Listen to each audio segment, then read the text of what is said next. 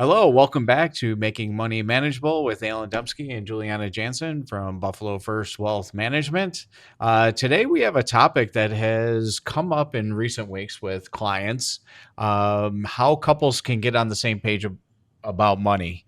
We've been debating it for a few weeks now, and we thought it would be a great topic to do a video on. So, one of the things I will say in this video is we would love to hear people's comments, especially married couples, on how they manage money versus, in addition to some of the things that we will talk about in this video. Yeah, especially if you figured out something that you think works exceptionally well, we would love to hear about it, or even just not even exceptionally well. Right. We'd love to hear about it because it's an ever evolving topic, and there's definitely no right or wrong, but there are some guidelines that can be helpful. And one of the first questions that comes up when couples come to us is, should we keep our finances separate or should we merge them? And there are a lot of different grades between completely separate and completely merged. So the answer is that there is no right answer, but that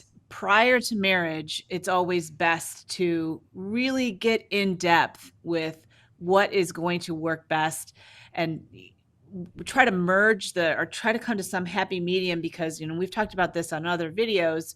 There's usually a spender and a saver, somebody who tends more to either side in almost every couple. And you want to try to come up with a system that respects both the spender and the saver, so that people feel like they're being heard and that they have a system that works for them. But there is, in my case, I like to talk about this, but my husband and I have been married for over 36 years, and we found a system that works for us because we each have our own separate spending money. And luckily, we're on the same page in terms of spending that comes out of the family budget, Mhm. if you will. But something that I'm buying just for myself, my husband doesn't ever have to approve. So that definitely works for me, but that might not work for every single situation. But the thing I would say about that is communication. Did you guys talk about it before you did this, or did you just jump in and say, "Okay, here's your $500 for the month, and here's my $500 a month, and we're going to pay the bills out of here"? Was there a talk about before pulling the trigger on this? Well, there was, and my husband hated it in the beginning, actually. We were very young. We were not long married, and he just thought it was a terrible idea, but that might have been my marketing. I called it an allowance, which probably wasn't a good marketing term. I should have called it a spending account or something, because he hated it, but now he loves it, and both of us love it, and it works for both of us. Good question, though. But the communication is key, is talking about what you're trying to achieve. And we're preparing for this video, we were talking about, what if there's a one income that's significantly higher than the other, where there might be a working spouse and a stay-at-home spouse, or you come into the marriage, maybe it's a second marriage with higher income than the other, or you have a split assets. Things got to be different then, right? Yeah, and I think even if it's not a second marriage, even if it's just people are getting married later, so they're coming to the marriage in some cases with significant assets, and I And significant debt in some cases as well. absolutely true, and Student significant. loan debt if they're a younger couple. And yeah, basically, that the debt is a great point too.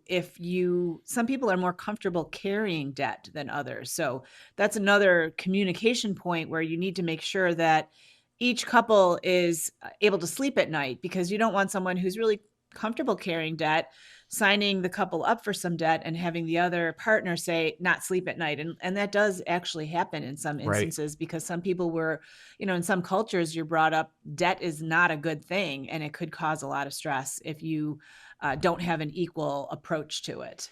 Right. And, back and forth to the whole communication thing, whether you're setting up or getting married, you kind of got to be on the same page with your goals. And I think that'll ultimately determine a lot of separate or combined. You should at least have one account, I think, combined for both spouses. Should have at least one, just in case something happened to one or the other, rather than everything separate. Whether it's combined, separate, a mixture. Like you said, having those spending accounts, that those were probably, I'm assuming, single named accounts, right? and then you had all your joint account for all the co-marital activities, like you said, kids' birthdays and things like that. But I also think, you know, each understanding their goals on what you're really trying to achieve, to know how much money you should be putting in these buckets, or understanding what are we using these buckets for. Is there a vacation bucket? I'm a bucket person. We have vacation buckets, we have joint buckets, we have her account, my account, but we each account is a bucket that's designed for different spending.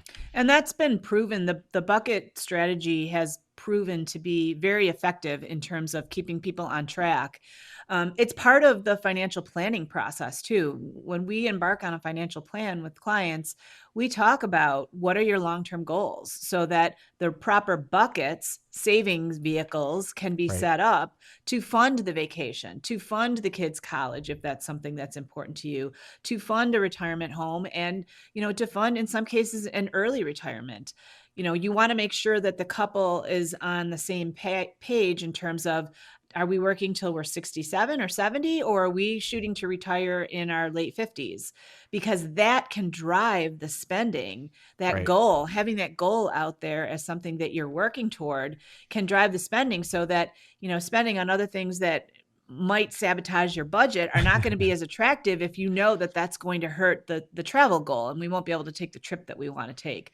So that's extremely important, and definitely part of the planning process to keep people on track. For sure. And, you know, if you are not married and you are getting married, you know, having those conversations of the expectations first, because, you know, money, I believe, is one of the leading causes of divorce, right? Mhm. So if you're not upfront about some of these things and you get into a marriage, and again, you have the saver and spender, which there's nothing wrong with that. I think a lot of people have that in a relationship. It's just like the extrovert introvert conversation, right? So you always have one or the other. But if you guys are upfront about it and have those conversations before you even get married, I think that transition into marriage makes things a little bit smoother. So yeah, once you've identified where your goals are, each partner has agreed on those goals. The sort of final step is to set up a budget or a spending plan so that you can stay on track and make sure that you meet those goals. And each partner has a little bit of control. That's one of the things that I think is really important. You set up the budget, you set up your buckets for your different goals that you have. And I think one of the success ways to bring success to this discussion with a couple is to make sure that each person has some complete autonomy over a portion of their budget. So you've got, obviously your mortgage and your tax payments and everything, but each person needs to feel like they can spend on things that are important to them without having to get permission from their partner. And that gets baked into the budget. I think that's sort of the recipe for success, so that you don't have one person always having to ask for permission for every single expenditure that's made. And one of the things that we've talked about previously too was the equitability of having, you know, if there is a one high income earner, if both income are roughly the same versus one's higher than the other, making sure that everyone feels a part of something bigger. And that's where the whole goals conversation comes in too. What are we doing? Or what do we hope to achieve? And that'll help drive a lot of this money movement as well, I believe. Yeah, in the case of my husband and me, we always got the same amount of personal spending money, no matter who was making more. And the rest of it went into our joint goals that we had. And that always felt equitable to us. Right. And you know, I'm different. We never did that. I didn't hear about that system until I met you. But we are upfront and honest, and we talk about where the money's going, what the expenditures are. Our industry is a little bit different. One, I live it every day, but two, even when I didn't, um, working on a variable income, we always had to be mindful of our budget and where the money was going and how things were being divided out.